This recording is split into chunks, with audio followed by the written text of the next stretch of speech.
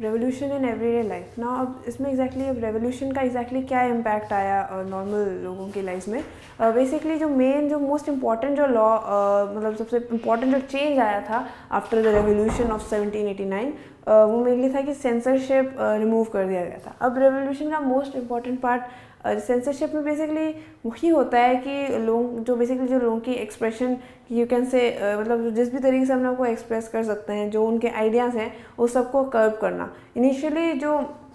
King होता था उसके अपने जो मोनार्क होता था, जैसे उस टाइम जो लुई 16 था, उनके अपने सेंसर्स होते थे, तो वो जो भी चीज़ प्रिंट में या फिर कोई भी तरीके से प्ले पैम्पलेट किसी भी चीज़ को, उसके भी कंटेंट्स को वो मॉनिटर कर सकते थे एंड उसको कंट्रोल करते थे कि जो पब्लिक को क्या दिया जा रहा है। तो दैट इज़ सेंसरशिप। तो उस टाइम में अगेन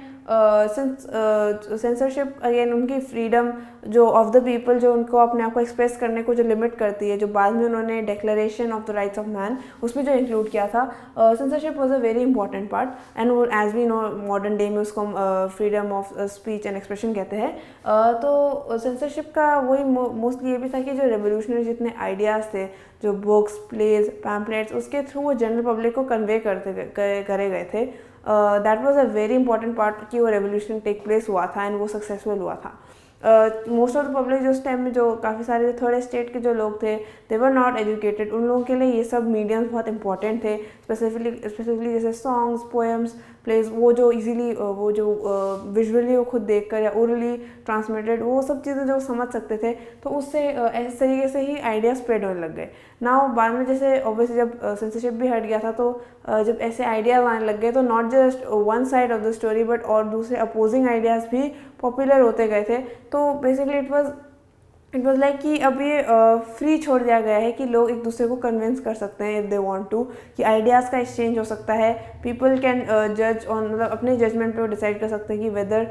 समथिंग इज़ राइट और समथिंग इज़ रॉन्ग। तो वो चीज़ सेंसरशिप के रिमूवल से उसको दी गई थी। एंड जैसे इस रेवोल्यूशन का impact not just on the thought process of the people but also the way they eat, the way they dress, उसमें भी बहुत आया था। जैसे मेंशन किया था अर्लियर कि जब जैकोबिन गवर्नमेंट जब वो पावर में थी, कन्वेंशन पावर में था रीन ऑफ टेरर के टाइम में, तो जैसे उस टाइम में जो इवन जो ब्रेड इटसेल्फ, वो उसको भी उन्होंने as a symbol of equality use करने की कोशिश की थी, कि जैसे वाइट ब्रेड का यूजेज बैन कर दिया था एंड जो होल व्हीट ब्रेड है, ब्राउन वाला ब्रेड है, उसको इक्वालिटी ब्रेड करके डिक्लेयर करके उसका वो लोग कंज्यूम करने लग गए थे। तो उस तरीके से मतलब जैसे उनका लाइफस्टाइल भी चेंज होता गया। या फिर जैसे जब जैकोबिन क्लब्स देमसेल्फ जब वो शुरू में before they came to power जब इस्टेब्लिश हुए थे, तो वो उनका way of showing their freedom from the system was कि वो मतलब वो नी ब्रीचेस नहीं, बट मतलब जो नॉर्मल डॉक वर्कर्स के कॉस्ट्यूम, सांस क्लोथ्स, वो पहन के वो अपना एक्सप्रेस करते थे। तो ऐसे करके जैसे लोगों के क्लोथिंग स्टाइल्स, जो एक्चुअली उनकी लिविंग स्टाइल्स, वो सब चीज़ें चेंज होने लग गई, लोगों के परसेप्शंस चेंज होने लग गए। जैसे स्लेवरी बैन हो गया, या फिर इवेंचुअली वुमेन को राइट मिले, दे गॉट मोर बेनिफिट्स, ये जो जैसे उनको एजुकेशन का एक्सेस मिला, तो वो सब चीज़ें चेंज होने लग गई थी। तो इससे मतलब इम्पैक्ट इसका नॉट ओनली सिर्फ अगेन अपने ही लोगों में नहीं, बट बाद में इनके फ्रेंच लोगों के बियॉन्ड भी पूरे यूरोप में एंड इवेंचुअली वर्ल्ड में भी सिमिलर आइडियाज से लोग इंस्पायर होना शुरू करें। इन द कंक्लूजन बाद में एज मेंशन अर्लियर कि जब डायरेक्टरी फेल हो गया था, तो उसके बाद Napoleon came to power. While मतलब वो ठीक है सिंगल डिक्टेटरशिप था कि उसने जैसे राइट टू वोट हटा दिया, वुमेन सफरेज नहीं दी, एंड उसने मतलब जितने